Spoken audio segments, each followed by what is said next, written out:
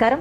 రైతు నేస్తం phone in live కార్యక్రమానికి స్వాగతం. ఇవాల్టి అంశం జీవాలలో వచ్చే పునరుత్పత్తి సమస్యలు మరియు యాజమాన్య మెళకువలు. ఈ అంశం గురించి తగిన సలహాలు సూచనలు అందించడానికి మనతో ఉన్నారు doctor K Venkataramana, officer incharge and head livestock research station, పశువైద్య విశ్వవిద్యాలయం, మామ్నూర్, వరంగల్. వారిని అడిగిన మరిన్ని విషయాలు తెలుసుకుందాం. అలాగే ఈ అంశానికి సంబంధించినటువంటి సందేహాలున్నా స్క్రీన్ పైన కనిపిస్తున్న నెంబర్కి వెంటనే కాల్ చేయండి. నమస్తే సార్. నమస్తే సార్, ఇవాళ టాపిక్ వచ్చి జీవాలలో వచ్చే పునరుత్పత్తి సమస్యలు, అలాగే వాటి గురించిన మెళకువలు. అయితే మనం తీసుకుంటే మన జీవాలలో మిగతా పశువులలానే ఉంటుందా పునరుత్పత్తి అనేది, లేదంటే ఏమన్నా తేడా ఉంటుందంటారు? ముఖ్యంగా ఈ జీవాలు సన్న చిన్నకారు రైతుల ఆధీనంలో ఉండేవి, కానీ కాలక్రమేణా అభివృద్ధి చెందుతున్నటువంటి దేశంలో బాగా చదువుకున్న వాళ్ళు కూడా జీవాల పోషణ పట్ల కేంద్ర ప్రభుత్వంలో ఉన్నటువంటి ఎన్ఎల్ఎం ప్రాజెక్టులో ఇస్తున్నటువంటి అనేక లబ్ధుల ద్వారా చాలామంది ప్రభావితమై ఈ యొక్క సన్నజీవాల పోషణ అనేది ఇండస్ట్రియల్ లెవెల్లో అంటే కమర్షియల్గా స్టార్ట్ చేయటం జరుగుతుంది.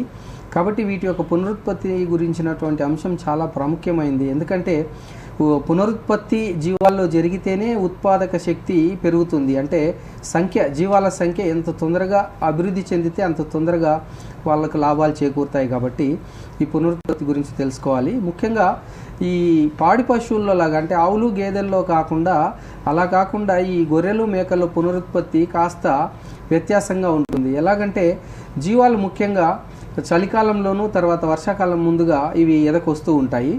ఈ ఎదకొచ్చిన సమయంలో 1 లేదా 2 రోజులు ఎదలో ఉంటాయి. వీటిలో ముఖ్యంగా గొర్రెలు కానీ మేకలు కానీ వాటి యొక్క ఎద లక్షణాలు వ్యక్తపరుస్తూ చిరుమూత్రం చేస్తూ అవి మగ జీవి అంటే పొట్టేలు లేదా మేకపోతు పట్ల కాస్త ఇంట్రెస్ట్ చూపిస్తూ వాటి చుట్టూ తిరుగుతూ కాస్త వాటికి ఉన్నటువంటి సంకేతాల ద్వారా అది ఎదలో ఉన్నట్టుగా తెలియపరుస్తుంది. సో ఈ ఎద లక్షణాలను గుర్తించి రైతులు అంటే ఈ జీవాలు పోషించే వాళ్ళు వాటిని సంక్రమింపజేసినట్టయితే అవి ప్రెగ్నెన్సీ వచ్చి మేకల్లో అయితే 2 పిల్లలు సర్వసాధారణం. అలాగే గొర్రెల్లో అయితే 1 పిల్ల 5 నెలల చూడి గర్భకాలం తర్వాత ఇవ్వటం అనేది జరుగుతుంది. కాబట్టి ఇవి సీజనల్ బ్రీడర్స్ అని మనం ఇండైరెక్ట్గా చెప్తాం. సీజనల్ అంటే ప్రత్యేకమైన సీజన్లోనే ఎదకొస్తాయి. అలా పాడి పశువులు అయితే ప్రతి 3 వారాలకు ఒకసారి ఎదకొస్తూ ఉంటాయి. కానీ ఇవి ఒక సీజన్లో ఆ ఎద తప్పిపోయిందంటే, అంటే జీవాలు దాటటము తప్పిపోయిందంటే అది మళ్ళీ నెక్స్ట్ సీజన్ వరకు మనం వెయిట్ చేయాల్సి ఉంటుంది. అందువల్ల మనకు ఒక జీవితకాలంలో గొర్రె కానీ మేక కానీ దాని జీవితకాలంలో ఇవ్వవలసినటువంటి పిల్లల సంఖ్య మనము తగ్గేటువంటి ఆస్కారం ఉంది. కాబట్టి మనం జాగ్రత్తగా ఈ యొక్క సీజనల్ బ్రీడర్స్ని ఆయా సీజన్లలో మనం ఖచ్చితంగా ఎద లక్షణాలు గుర్తించి వాటిని మగ పోతులతో జత కలిపినట్టయితే ఖచ్చితంగా మనకు ఎక్కువ సంఖ్యలో పిల్లలు పుట్టి ఎక్కువ లాభాలు ఆర్జించడానికి ఆస్కారం ఉంటుందండి. ఓకే.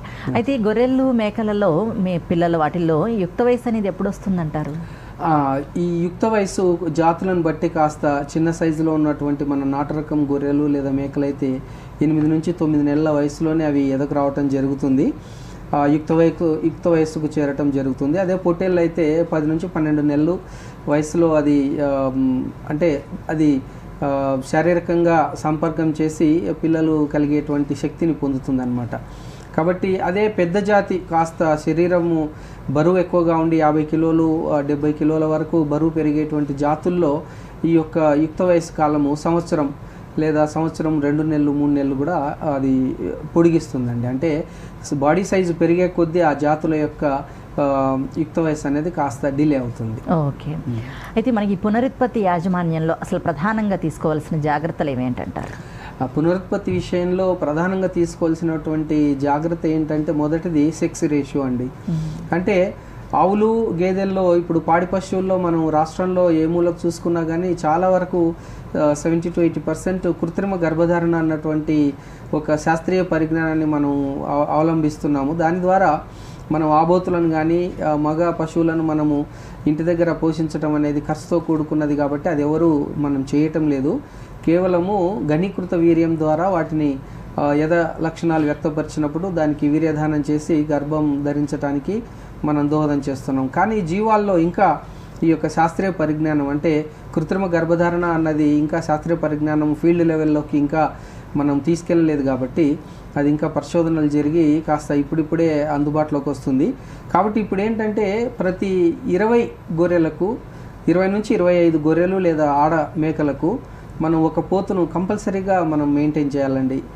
అంటే మనం ఒక బ్రీడింగ్ సీజన్లో ఒక 2 నెలలు బ్రీడింగ్ సీజన్ అన్నప్పుడు ప్రతి 20 లేదా 25 ఆడ గొర్రెలకు ఒక మగ గొర్రెను మనము పెట్టుకున్నప్పుడు, పొట్టేలు లేదా మేకపోతును పెట్టుకున్నప్పుడు అది వారానికి 2 గొర్రెలను సంక్రమింపజేస్తుంది. అలాగే నెలకు ఒక 8, అలాగే నెక్స్ట్ నెలలో ఇంకొక 8, అంటే 20 జీవాల వరకు, అంటే వారానికి 2 నుంచి 3 గొర్రెలను అది సంక్రమింపజేస్తుంది. కాబట్టి అంటే సంపర్కం ద్వారా దాన్ని గర్భం ధరించడానికి దోహదం చేస్తుంది. కాబట్టి ప్రతి మగ జీవము 20 నుంచి 25 ఆడ గొర్రెలను మాత్రమే ప్రెగ్నెన్సీ అవ్వటానికి అది చేయగలుగుతుంది. కానీ రైతు సోదరులు చాలామంది ఈ యొక్క శాస్త్రీయ పరిజ్ఞానము సరిగా లేక 100 జీవాలు ఉన్నప్పటికీ కూడా 1 లేదా 2 పోతులను ఉంచుకొని, ఎందుకంటే అవి పోతులు 2 కొట్లాడతాయి, లేకపోతే వాటిని యాజమాన్యం చేయడం కష్టమవుతుంది అన్న ఉద్దేశంతో ఆడజీవాలు ఎక్కువగా ఉంటాయి కానీ మగ పోతులు కాస్త తక్కువ సంఖ్యలో పెట్టుకుంటారు. దీనివల్ల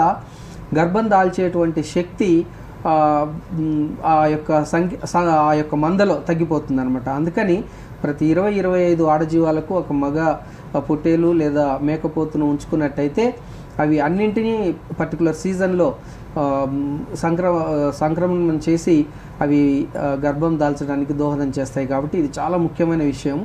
రెండో విషయము సీజన్, అంటే ఇప్పుడు జనరల్గా చలికాలానికి ముందు మనకు వర్షాలు అయిపోగానే గొర్రెలు ఎదకొస్తూ ఉంటాయి, బాగా పచ్చికలు మేసి అవి ఎదకొస్తూ ఉంటాయి. అప్పుడు మనం వాటికి కాస్త ఫ్లషింగ్ అంటాం, అంటే రోజుకు ఒక 100 గ్రాముల నుంచి 200 గ్రాములు ఈ యొక్క కాన్సన్ట్రేట్ మిక్చర్ కానీ, లేకపోతే రైతుల సోదరులు ఈ యొక్క మిశ్రమ దానా లభించినప్పుడు కాస్త ఒక సేరు మొక్కజొన్నలు కావచ్చు, జొన్నలు కావచ్చు, వాళ్ళకు తక్కువ ధరలో వాళ్ళ ప్రాంతాల్లో లభించేటువంటి దినుసులు ఏవైనా ఈ యొక్క పిండి పదార్థాలను కలిగి ఉన్నటువంటి ఈ యొక్క మొక్కజొన్నలు, జొన్నలు ఇలాంటివి ఇచ్చినట్టయితే అవి కాస్త ఎక్కువ శక్తిని శరీరానికి అందించి, ఎందుకంటే పునరుత్పత్తి అన్నది శరీరానికి అవసరమైన శక్తి కంటే మించి శక్తి శరీరంలో ఉన్నట్టయితేనే పునరుత్పత్తి జరుపుతాయి పశువులు. అందుకని వాటికి కావలసినటువంటి ఆ శక్తిని మనం ఈ రకంగా మిశ్రమ దానా ద్వారా లేదా మొక్కజొన్నలు, గ్రైండ్ చేసిన మొక్కజొన్నలు లేదా తడిపిన జొన్నలు ఇవ్వటం వల్ల వాటికి పోషణ బాగా లభించి ప్రోటీన్లు బాగా చెంది వాటి యొక్క పునరుత్పత్తిలో అవసరమైనటువంటి అండం విడుదల కావచ్చు, లేకపోతే పొట్టేళ్లలో వీర్యము అభివృద్ధి చెందటం కావచ్చు, ఇవన్నీ కూడా సక్రమంగా జరిగి ఆ గొర్రెలు లేదా మేకలు మనకు సంక్రమం చెంది బాగా ఆరోగ్యకరమైనటువంటి పిల్లలను కనటానికి దోహదం చేస్తుందండి ఈ పోషణ విషయంలో. ఓకే, అయితే ఈ గొర్రెలు పర్టికులర్ టైంలోనే ఎదకు వస్తాయా సార్, లేదంటే సంవత్సరం పొడవునా వస్తూనే ఉంటాయా? ఇప్పుడు పాడి పశువుల్లో ప్రతి 3 వారాలకు ఒకసారి ఎదకొస్తున్నాయి అని చెప్పుకున్నాం కదా, కానీ గొర్రెలు మేకలు అలా సంవత్సరం పొడవునా ఎదకరావు. కేవలము సంవత్సరంలో మాన్సూన్ మారినప్పుడంతా, అంటే సీజనల్ చేంజ్ జరిగినప్పుడు, వర్షాకాలం నుంచి శీతాకాలంలోకి షిఫ్ట్ అయ్యేటప్పుడు, శీతాకాలంలోంచి ఎండాకాలంకు షిఫ్ట్ అయ్యేటప్పుడు అలాంటి సీజన్లలోనే ఇవి ఎదకొస్తాయి. ఈ యొక్క ఎదకొచ్చేటువంటి పీరియడ్లో మనము ఇలా ఫ్లషింగ్ అనేటువంటిది, అంటే అదనంగా దానాను లేదా కాస్త మిశ్రమ దానాను లేదా ఈ యొక్క మొక్కజొన్నలు, జొన్నలు లాంటి పిండి పదార్థాలను ఇచ్చినట్టయితే, పోషణ అదనంగా ఇచ్చినట్టయితే అవి సక్రమంగా పునరుత్పత్తిని జరుపుతాయి. ఓకే, అయితే మనకి ఎక్కువ సంఖ్యలో గొర్రె పిల్లలు కానివ్వండి, మేక పిల్లలు కానివ్వండి రావాలంటే ఏమైనా మెళకువలు ఉన్నాయంటారా? ఎక్కువ సంఖ్యలో అంటే మనము రైతులు సర్వసాధారణంగా మందలో 100-200 ఆడజీవాలు ఉన్నట్లయితే వాటిని ఎలాంటి శాస్త్రీయ రికార్డింగ్ లేకుండా ఏ గొర్రె దాటింది లేదా కట్టింది, ఏ గొర్రె ఇంకా సంవత్సరం నుంచి ఎదకు రాలేదు లేదా కట్టలేదు అన్నటువంటి రికార్డింగ్ వాళ్ళు చేయలేకపోతున్నారు. కాబట్టి 100 జీవాలు ఉన్నటువంటి మందలో 30 లేదా 35 పిల్లలు వచ్చాయి అంటే వాళ్ళు చాలా సంతోషిస్తారు. కానీ అక్కడ 80% పిల్లలు వచ్చేటువంటి అవకాశం ఉంది. అందుకని ఈ పునరుత్పత్తి ప్రతి జీవము 2 సంవత్సరాల్లో 3 ఈతలు ఈనేటట్టుగా, అంటే ప్రతి 8 నెలలకు ఒక ఈత ఈనేటట్టుగా మనం జాగ్రత్త తీసుకున్నట్టయితే, అంటే ఈనిన తర్వాత ఏదైనా ఆడగొర్రె మళ్ళీ ఒక 2 నుంచి 2.5 నెలల లోపలనే అది మళ్ళీ ఎదకొస్తుంది. అలాగా అంటే పిల్ల 2 నెలలకు పాలు మరుస్తుంది అంటే మళ్ళీ అది ఎదకొస్తుంది అనమాట. సో అప్పుడు ఎదకొచ్చినప్పుడు దాన్ని కట్టించినట్టయితే అది ఖచ్చితంగా మళ్ళీ 8 నెలలకు ఒక ఈతను మనం పొందగలుగుతాము. అలా పొందితేనే లాభదాయకం. అలా కాకుండా సంవత్సరానికి ఒక ఈత మాత్రమే లేదా సంవత్సరంన్నరకు ఒక ఈత మాత్రమే ఈతున్నట్టయితే మనకు వాటి పిల్లల ద్వారా వచ్చినటువంటి లాభం కంటే ఈ గొర్రెను పోషించడానికి అయ్యేటువంటి ఖర్చు అదనంగా అవుతుంది. తద్వారా మనం గొర్రె నుంచి తీసుకోవాల్సినటువంటి జీవాల నుంచి తీసుకోవాల్సినటువంటి లాభాలకు బదులుగా ఒక్కొక్కసారి నష్టాల బారిన పడేటువంటి అవకాశం కూడా ఉంటుంది. కాబట్టి జీవాల పోషణలో ఈ యొక్క పునరుత్పత్తి మంద యొక్క అభివృద్ధిని చాలా ప్రభావితం చేస్తుంది. కాబట్టి ఈ యొక్క చిన్న కిటుకును జాగ్రత్తగా అవలంబించి సరిగా ఈనిన 2 నెలలలోపు లేదా 2.5 నెలలలోపుగా అది కట్టేటట్టుగా జాగ్రత్త పడాలి. Okay sir. అయితే పోషణ అనేది చాలా ఇంపార్టెంట్ ఇక్కడ. అయితే పునరుత్పత్తిని పోషణ ఏమైనా ప్రభావితం చేస్తుందంటారా? అవునండి. ఇప్పుడు దేహానికి పోషణ ఎంత అవసరమో అవసరానికి మించి శక్తి శరీరంలో ఉన్నట్టయితేనే జీవాలు పునరుత్పత్తిని సలుపుతాయి. అలా కాకుండా మాల్ న్యూట్రిషన్ అంటే పోషణ లోపాల వల్ల అంటే మినరల్ మిక్చర్స్ కావచ్చు, ప్రోటీన్స్ కావచ్చు, పిండి పదార్థాలు అంటే శక్తినిచ్చే దినుసులు కావచ్చు, విటమిన్స్ కావచ్చు, లేకపోతే ఈ యొక్క ఫ్యాట్స్ అంటే కొవ్వు పదార్థాలు శరీరంలో నిల్వలు తగ్గిపోవటం వల్ల పునరుత్పత్తికి అవసరమైనటువంటి హార్మోన్ల సమతుల్యత లోపించటం వల్ల అంటే ఉదాహరణకి జీవము ఎంత పోషణ సరిగా మనం చేయనట్టయితే వాటి యొక్క హార్మోన్లు సరిగా అభివృద్ధి చెందక అండాశయంలో అండాలు అభివృద్ధి చెందకుండా అది ఎద లక్షణాలను ప్రస్ఫుటంగా వ్యక్తపరచలేకపోవటం లేదా పోతుల్లో ఈ యొక్క పోషణ సరిగా లేకపోతే అవి నీరసించి వీర్యం ఉత్పత్తి అందులో తగ్గిపోయి అది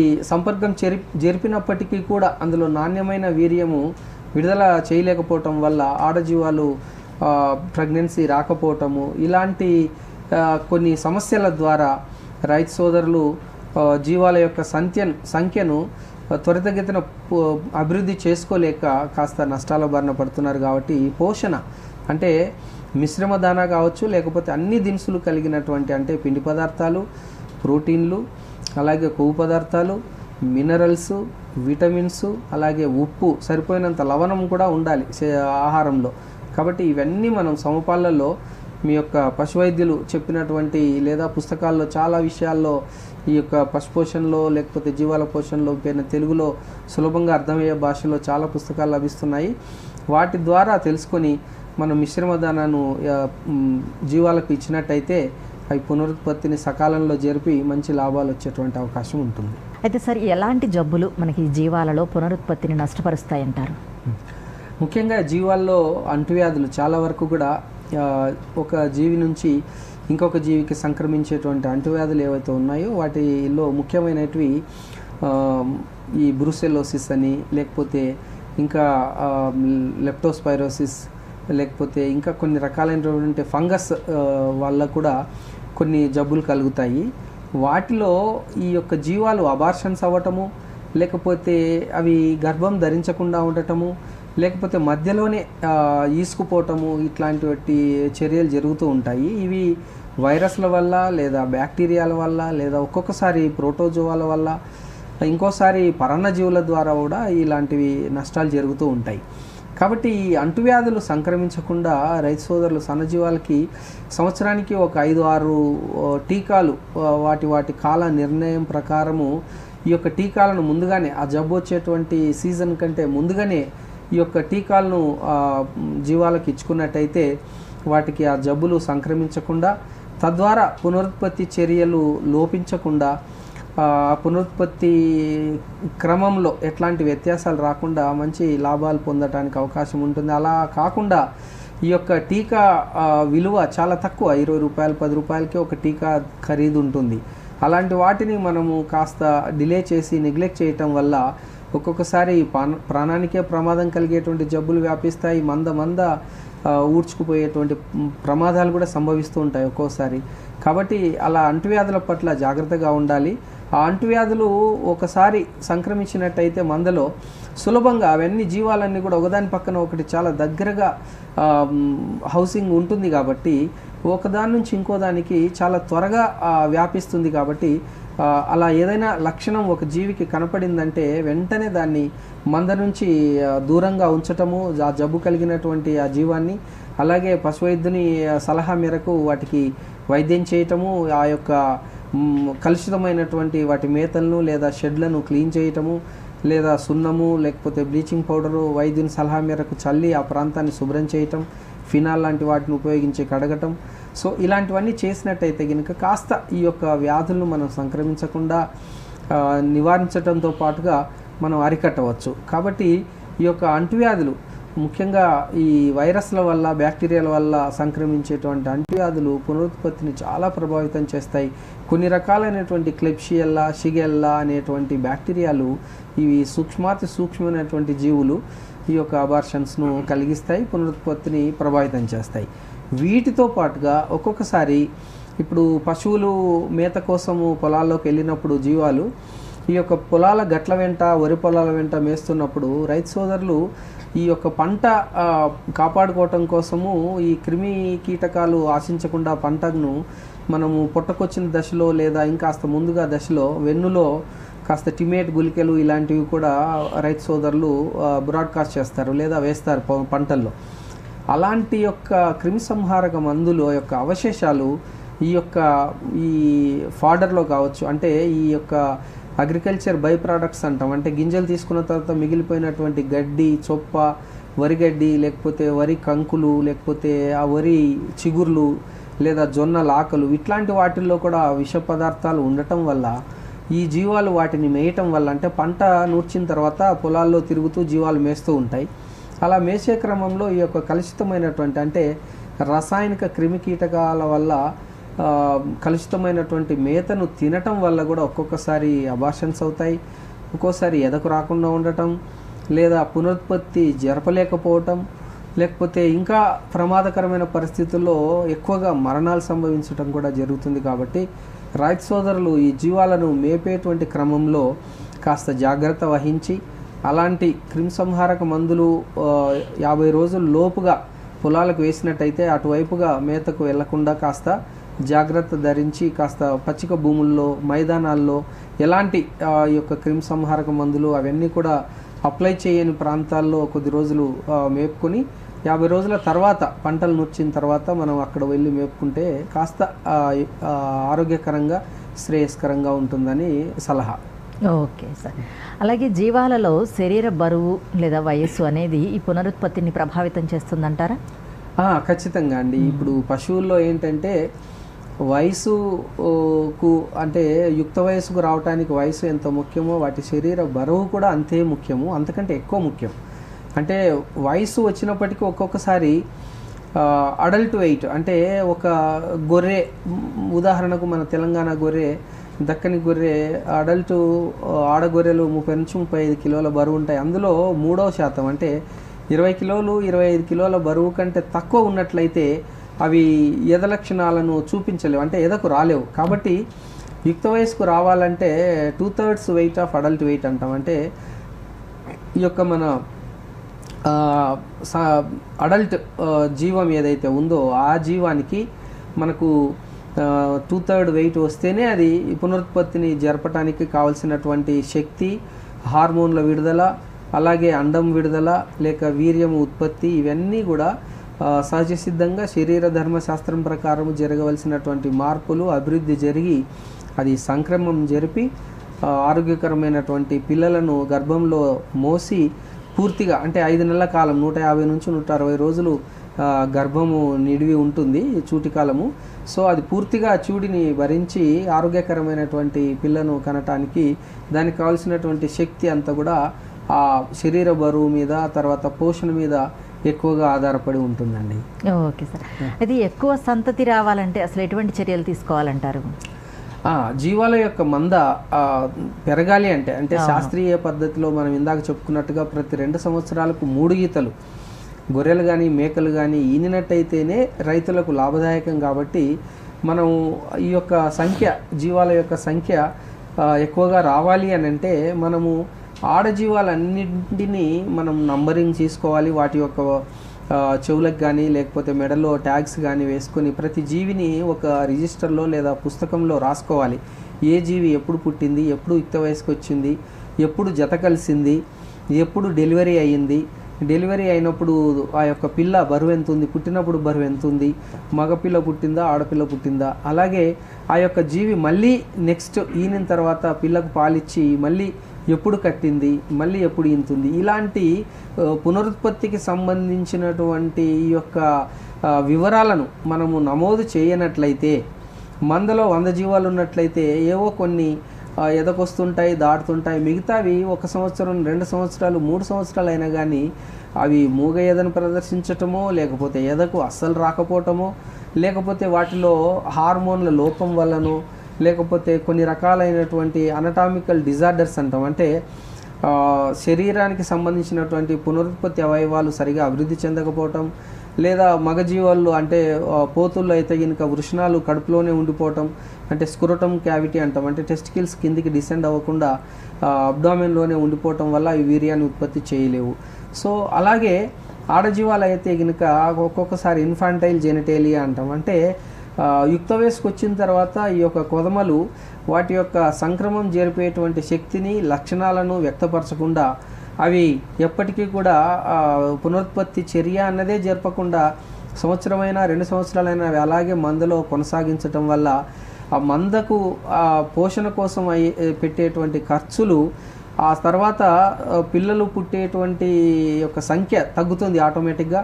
అది తగ్గినప్పుడు మనం ఆర్థిక లావాదేవీలు చూసినట్టయితే ఆ మంద యొక్క ఆర్థిక లావాదేవీలు మనకు ఖచ్చితంగా నెగిటివ్ సైడ్ వెళ్తుంది. కాబట్టి 80% ల్యాంబింగ్ రేట్ అంటాం, అంటే ప్రతి మందలో 80% పిల్లల ఉత్పత్తి ఉండాలి. అంటే ప్రతి సంవత్సరం మనం చూసినట్టయితే 100 జీవాలు ఉంటే 80 పిల్లలు పుట్టాలి అన్నది టార్గెట్. అలా అయితేనే ఆ యొక్క మంద ఎక్కువ లాభాలు ఆర్జించడానికి అవకాశం ఉంటుంది. అలా కాకుండా 20-30 పిల్లలతోనే సంతృప్తి చెందినట్టయితే మిగతా 60-70 జీవాలు ఈ యొక్క పునరుత్పత్తి జరపకుండా ఊరికే మందుతో పాటు తిరుగుతూ ఉంటాయి, మేస్తూ ఉంటాయి, కానీ వాటికి అయ్యేటువంటి లేబర్ ఖర్చులు కావచ్చు, లేకపోతే పోషణ నిమిత్తం అయ్యే ఖర్చులు కావచ్చు, లేకపోతే హౌసింగ్ కోసం మనం వెచ్చించేటువంటి నిర్వహణ చర్యలు, ఇవన్నీ కూడా కాస్త నెగిటివ్ సైడ్ వెళ్తాయి. కాబట్టి రైతు సోదరులు ఈ యొక్క జీవాలు పునరుత్పత్తి సక్రమంగా సరైన ల్యాంబింగ్ పర్సంటేజ్ జరగాలంటే మనం ఈ యొక్క జీవాలను ఏవైతే ఎదకు రావటం లేదో, ఏవైతే జీవాలను సంక్రమం జరపకుండా ఊరికే తినటం ఉండటం అన్నటువంటి 2 కార్యక్రమాలు పునరుత్పత్తి లేకుండా కంటిన్యూ అవుతున్నాయి, వాటిని గుర్తించి మంద నుంచి తీసేసి పునరుత్పత్తి జరపగలిగినటువంటి గొర్రెలను మందకు యాడ్ చేసుకున్నట్టయితే మనము ఎక్కువ సంఖ్యలో ఈ యొక్క పిల్లలను మనం మందకు యాడ్ చేయడానికి అవకాశం ఉంటుంది. Okay sir. అయితే సాధారణంగా జీవాలలో వచ్చే పునరుత్పత్తి సమస్యలు ఏ విధంగా ఉంటాయండి? సాధారణంగా 3 రకాలుగా విభజించవచ్చు అండి. ఒకటి దాని యొక్క జెనెటిక్ రీజన్స్ వల్ల, అంటే క్రోమోజోమ్ల సంఖ్యలో వ్యత్యాసం ఉండటము, అంటే పుట్టుకతోనే వాటి యొక్క అండాశయం అభివృద్ధి చేయకపోవటము, లేకపోతే పునరుత్పత్తి అవయవాలు ఒక ప్రాంతంలో, అంటే ఇప్పుడు బయట మానం కనపడుతుంది కానీ లోపల ఆ యొక్క ట్యూబ్, ఆ స్ట్రక్చరు డిస్కంటిన్యూ అయి ఉంటుంది, అంటే లోపలి వరకు కూడా గర్భాశయానికి ద్వారము లేకుండా ఉంటుంది. కాబట్టి అలాంటి జీవాలను మనం గుర్తించటము, ఎదలక్షణాలు వ్యక్తపరచటం, వాటిని గుర్తించటము. అలాగే పోతుల విషయానికి వస్తే 2 వృషణాలు ఈ యొక్క స్క్రోటల్ క్యావిటీలో లేకుండా ఉండటము, లేదా ఎలాంటి డిజైర్ అంటాం, అంటే లిబిడో, అంటే ఒక ఆడజీవము దానికి ఎదలో ఉన్న ఆడజీవము దానికి ఎదురుగా ఉన్నప్పుడు దీనిలో ఉత్ప్రేరణ జరిగి వాటి పట్ల సెక్సువల్ ఇంటర్ కోర్స్ కోసము దానికి ఇంట్రెస్ట్ కలగకుండా ఈ యొక్క లిబిడో అంటాం దాన్ని, ఆ లిబిడో తగ్గిపోవటం లేదా లేకుండా ఉండటం వల్ల కూడా మంద పెరిగేటువంటి అవకాశాలు ఉండవు. కాబట్టి ఈ 2 విషయాలను గమనించాలి, అనటామికల్గా లేదా ఫిజికల్గా. రెండో విషయం ఏంటంటే పోషణ. ఈ పోషణలో ముఖ్యంగా పశువు లేదా జీవము రోజుకి ఒక అడల్ట్ 30 నుంచి 35 కేజీలు 40 కేజీలు ఉన్నటువంటి గొర్రెకు రోజుకు 5 కేజీల నుంచి 7 కేజీల పచ్చిమేత అవసరం ఉంటుంది. ఆ పచ్చిమేతలో కాయజాతి పచ్చిమేత 1/4 ఉండాలి, 2/3 ఏమో గడ్డి రకము పచ్చిమేత ఉండాలి. అలాగే రోజుకు ఒక 200 గ్రాముల మిశ్రమము మనం ఇచ్చినట్టయితే ఈ యొక్క ఆహారం పోషణ అనేది పునరుత్పత్తినే కాకుండా దాని శరీర పెరుగుదలను కూడా ప్రభావితం చేస్తుంది. అలాగే గర్భం ధరించినటువంటి గొర్రెలు వాటి యొక్క కడుపులో ఉన్నటువంటి, అంటే గర్భాశయంలో ఉన్నటువంటి ఈ యొక్క పిండాలను అభివృద్ధి చేస్తాయి. ఆరోగ్యకరమైనటువంటి మేకపిల్ల లేదా గొర్రెపిల్లను అవి కంటాయి. అలాగే కొత్తగా ఈనినటువంటి ఈ యొక్క గొర్రెలు లేదా మేకలు వాటి యొక్క పిల్లలకి పాల ఉత్పత్తి జరపాలంటే ఈ యొక్క బలవర్ధకమైన ఆహారాన్ని ఇచ్చినట్టయితే ఆ పిల్లలు రోజుకు అవసరమైనటువంటి ఈ యొక్క పాలను అవి తాగి రోజుకు కనీసము 150 నుంచి 200 గ్రాములు బరువు పెరగటానికి ఆస్కారం ఉంటుంది ఈ గొర్రె పిల్లలు. కాబట్టి తల్లులకు ఆరోగ్యమైన ఆహారం ఇచ్చినట్టయితే, ఈ యొక్క పోషణ ఇచ్చినట్టయితేనే పిల్లలు కూడా త్వరితగతిన శరీరాన్ని రోగనిరోధక శక్తిని పెంచుకోవటానికి కావచ్చు, శరీర బరువును పెంచుకోవటానికి కావచ్చు, ఆరోగ్యకరంగా పెరగటానికి, వీటన్నిటి కూడా తల్లి యొక్క పాలు చాలా ముఖ్యమైనవి మొదటి 1-2 నెలల కాలం పాటు. తర్వాత పిల్లలు కాస్త దానా తినటం, పచ్చిమేత మేయటం వచ్చినప్పుడు తల్లిపాలు పెద్దగా ప్రభావితం చూపించవు. కాబట్టి మొదటి 2 నెలలు పిల్లలకి పాలిచ్చేటువంటి తల్లుల పోషణలో చాలా జాగ్రత్త పడాలి. ఈ పోషణ తర్వాత మూడో అంశము ఆరోగ్యము మరియు హౌసింగ్, అంటే షెడ్డు వసతులు. ఈ కాలంలో ఏంటంటే ఎక్కువ మంది చిన్న సన్నకారు రైతులు పొలాల వెంట గట్ల వెంట ఊర్లుగా తిరుగుతూ ఇక్కడ కృష్ణా నది బెల్ట్ బిగినింగ్లో మొదలు పెడితే చివరి వరకు ఆంధ్రాలోకి ఈస్ట్ వెస్ట్ గోదావరి బార్డర్ వరకు వెళ్ళటము, గోదావరి బార్డర్ వరకు వెళ్ళటము, మళ్ళీ తిరిగి సంవత్సర కాలం పాటు ప్రయాణిస్తూనే ఉంటారు. ఒక జిల్లా నుంచి ఒక జిల్లాకు మందలు తోలుకుంటూ నదీ పరివాహక ప్రాంతాల్లో నదిలో నీళ్లు లోపలికి వెళ్ళే కొద్దీ వాళ్ళు మేపుకుంటూ వెళ్తుంటారు. ఎందుకంటే ఈ యొక్క పచ్చిక బయళ్ళ యొక్క విస్తీర్ణం కాస్త తగ్గిపోతుంది, రోజుకు తగ్గిపోతుంది.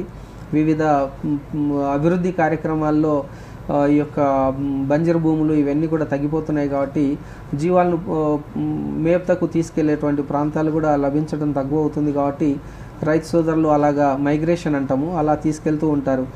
ఈ క్రమంలో అవి ఎన్నో రకాల వాతావరణ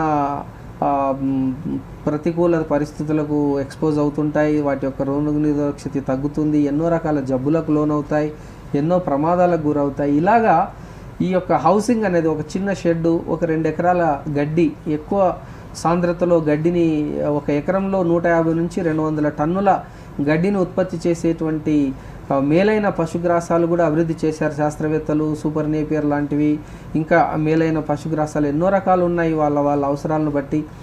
హెడ్జ్ లూసెర్న్ లాంటివి కాయజాతి పశుగ్రాసాలు, తర్వాత స్వీట్ పొటాటో లాంటివి, ఇలాంటివి వాళ్ళకున్న 1-2 ఎకరాల పొలాన్ని కౌలుకు తీసుకొని లేదా సొంత పొలాల్లో ఇవి పెంచినట్టయితే 100 జీవాలకు కావాల్సినటువంటి గడ్డిని పుష్కలంగా ఇంటి దగ్గరే రోజు 1 గంట 2 గంటలు 2 మనుషులు వాటిని తీసుకొని వచ్చి చాఫ్ కట్టర్ ద్వారా చిన్న ముక్కలు కత్తిరించి వాటిని జీవాలకు పోషించినట్టయితే ఈ యొక్క వాతావరణ ప్రతికూల పరిస్థితులకు ఎక్స్పోజ్ అవ్వాల్సిన అవసరం లేదు, జబ్బులకు ఎక్స్పోజ్ అవ్వాల్సిన అవసరం లేదు.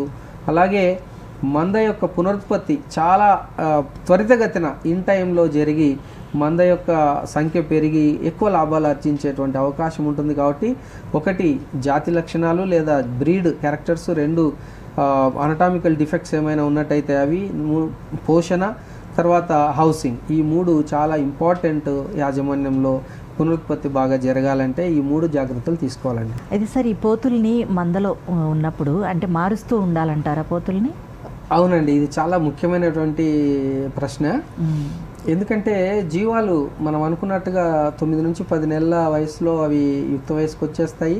సంవత్సరం లోపుగానే అవి క్రాసింగ్ అయిపోయి మళ్ళీ 5 నెలలకి మళ్ళీ కనటం అనేది జరుగుతుంది. కాబట్టి ఏవైతే మందలో పోతులు ఉన్నాయో, ఈ యొక్క పోతు ఒక ఆడజీవిని సంక్రమం జరిపినప్పుడు దానికి కలిగేటువంటి ఇంకొక జీవి మళ్ళీ సంవత్సరంన్నరలోనే అది మళ్ళీ యుక్త వయసుకు వచ్చేసి దానిపైన కూడా ఇదే పోతు క్రాస్ చేయటం వల్ల 2 తరాలు ఒకే పోతు సంక్రమింపజేస్తుంది. దీనివల్ల 3వ తరం కూడా ఇలాంటి సేమ్ పోతు ద్వారా సంక్రమం జరిగినట్లయితే మనం మేనరికాలు అంటాం కదా, రక్త సంబంధం, అంటే ఒకే రక్తము పదే నెక్స్ట్ తరానికి సంక్రమం చేయటం వల్ల కాస్త ఇంబ్రీడింగ్ డిప్రెషన్, అంటే ఒకే జాతి మార్పులు చేర్పులు లేకుండా వాటిలో అంగవైకల్యాలు కలగటము, సరైన బరువుతో పిల్లలు పుట్టకపోవటము, లేదా గర్భాశయంలోనే మృతి చెందటము, లేకపోతే మెదడు పూర్తిగా అభివృద్ధి చెందకుండా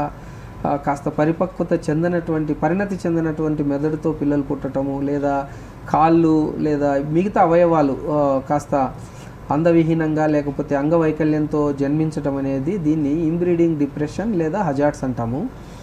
సో ఇలాంటి అవలక్షణాలు కలగకుండా ఉండాలి అంటే మందలో పోతుల్ని మనము ప్రతి 2 సంవత్సరాలకు ఒకసారి మారుస్తూ ఉండాలండి. ఓకే. అంటే 2 తరాలు దాటిన తర్వాత 3వ తరానికి మళ్ళీ కొత్త పోతుల్ని ఒక మంద నుంచి ఇంకొక మందకి ఎక్స్చేంజ్ అంటాం.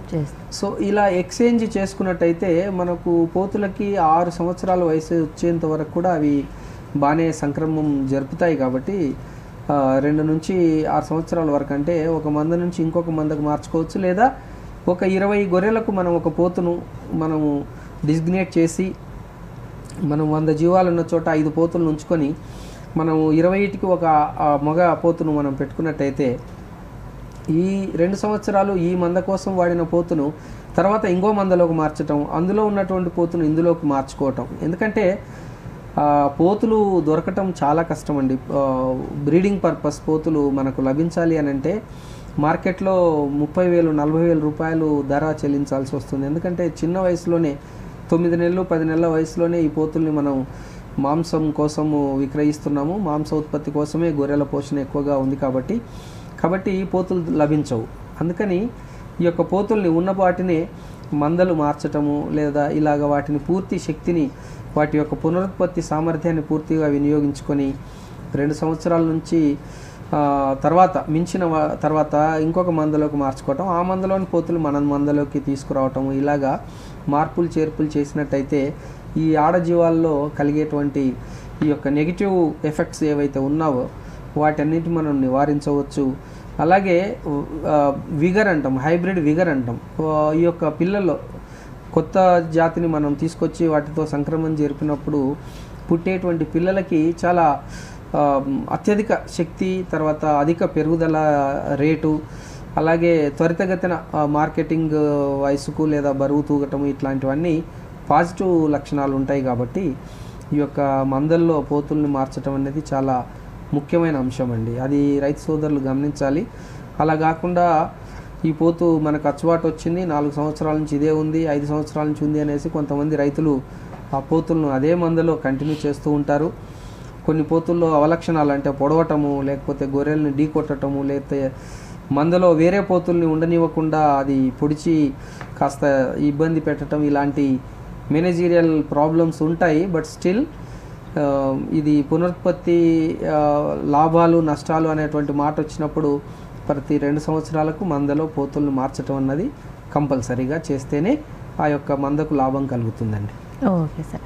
అయితే ఈ పునరుత్పత్తి సమయంలో రైతు సోదరులు పాటించవలసినటువంటి మెళకువలు ఏమైనా ఉన్నాయంటారా? అంటే ఇందాక చెప్పుకున్నాము ఏంటంటే పోషణ విషయంలో ఈ యొక్క అదనంగా మొక్కజొన్నలు లేదా జొన్నలు తినిపించటము బ్రీడింగ్ సీజన్లో, అలాగే సరైన పరిణతి చెందినటువంటి పోతుల్ని మనము మందలో చేర్చటము, జతపరచటము. అలాగే కొన్ని పోతులు వీర్యాన్ని ఇస్తుంటాయి, దాటుతుంటాయి, కానీ అందులో వీర్య కణాలు తక్కువగా ఉంటాయి లేదా లోపించి ఉంటాయి, లేదా కొన్ని జబ్బుల బారిన పడి వాటిలో పూర్తిగా వీర్యాన్ని ఉత్పత్తి చేసేటువంటి శక్తిని కోల్పోయి ఉంటాయి. కాబట్టి ఈ యొక్క పోతులని బ్రీడింగ్ సీజన్కు ముందుగానే వాటిని సరైన వైద్యునితో సంప్రదించి ఆ యొక్క వీర్యాన్ని పరీక్షించాలి. ఈ యొక్క పోతుల యొక్క వీర్యాన్ని పరీక్ష చేయించి వాటికి కొన్ని రకాలైనటువంటి టెస్టులు, అంటే బ్రీడింగ్ సౌండ్నెస్ టెస్ట్ అంటాము.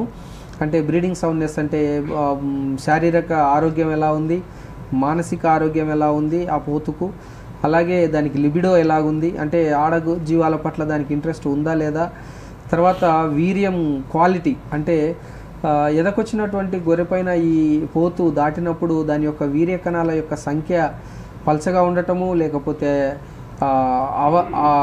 అవలక్షణాలు అంటే వీర్య కణాలు లోపల కాస్త తలలు మొండెం వేరై ఉన్నవి, లేదా మిగతా డిఫెక్ట్స్ అంటాము, స్పెర్మటోజోవల్ డిఫెక్ట్స్, సెమెన్ డిఫెక్ట్స్ అలాంటివి ఉన్నట్టయితే కనుక ఆ యొక్క గొర్రెపోతుల్ని మనము లేదా మేకపోతుల్ని ఈ యొక్క బ్రీడింగ్కు వాడకుండా వాటి స్థానంలో వేరే పోతులను వాడచ్చు. అలా కాకుండా మనము ఈ పరీక్షించకుండా ఫిజికల్గా చూసి ఆడగొర్రెల పైన ఇంట్రెస్ట్ చూపిస్తుంది, అలాగే దాటుతుంది అన్నటువంటి ఒకే ఒక ఫిజికల్ అపియరెన్స్ చూసుకొని మనము వాటిని పరీక్షించకుండా, వీర్య పరీక్ష చేయకుండా వాటిని సంక్రమము సీజన్ అయిపోయే వరకు ఉన్నట్లయితే అందులో ఏ గొర్రె కూడా ప్రెగ్నెన్సీ రాకపోవటము, రైతులకు అపారమైన నష్టం కలగటం. అంటే ఒక సీజన్లో 80 గొర్రెపిల్లలు రావాల్సింది 20 గొర్రెపిల్లలు వచ్చాయనుకోండి, మిగతా 60 గొర్రెపిల్లల నష్టం జరుగుతుంది. కాబట్టి ఆ గొర్రెలకు పోషణకు అయ్యేటువంటి ఖర్చు, వర్కర్స్కి అయ్యే ఖర్చు, లేకపోతే మిగతా అన్నీ కూడా నష్టాల రూపంలో వస్తుంది. కాబట్టి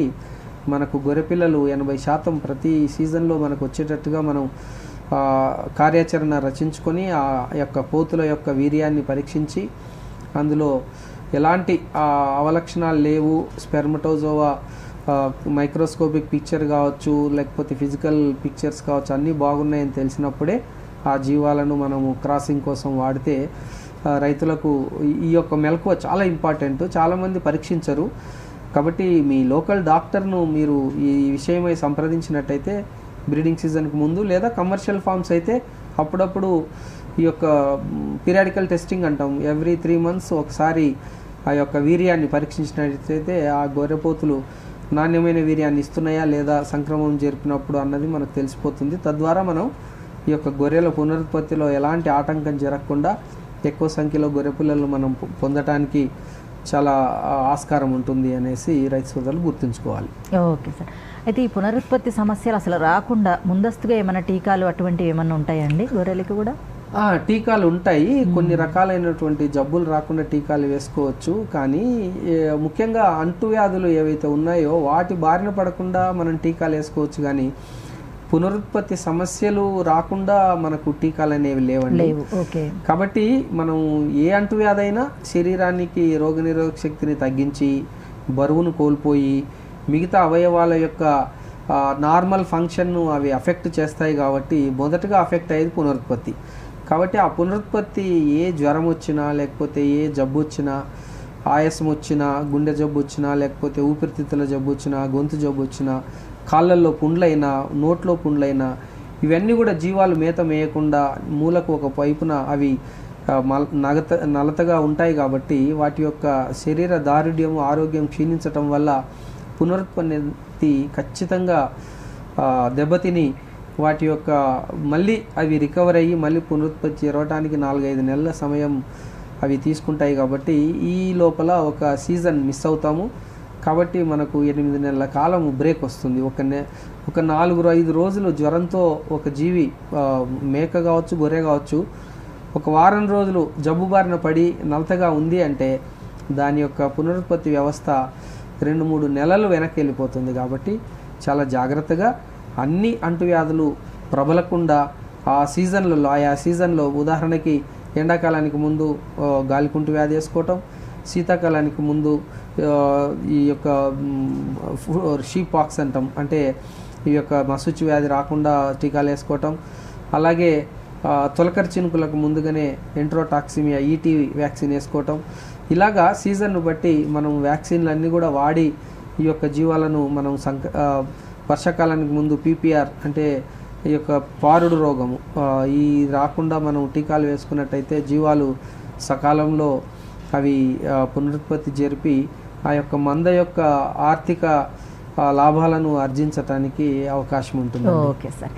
జీవాలలో వచ్చే పునరుత్పత్తి సమస్యలు మరియు యాజమాన్య మెళకువలు, ఈ అంశం గురించి మన రైతు సోదరులకు చాలా చక్కగా వివరించారండి. ధన్యవాదాలు. ఈ అంశానికి సంబంధించిన మరింత అదనపు సమాచారం కోసం సంప్రదించవలసిన చిరునామా doctor K Venkataramana, officer incharge and head, livestock research station, పశువైద్య విశ్వవిద్యాలయం, మామ్నూర్, వరంగల్. Phone number 9182761276.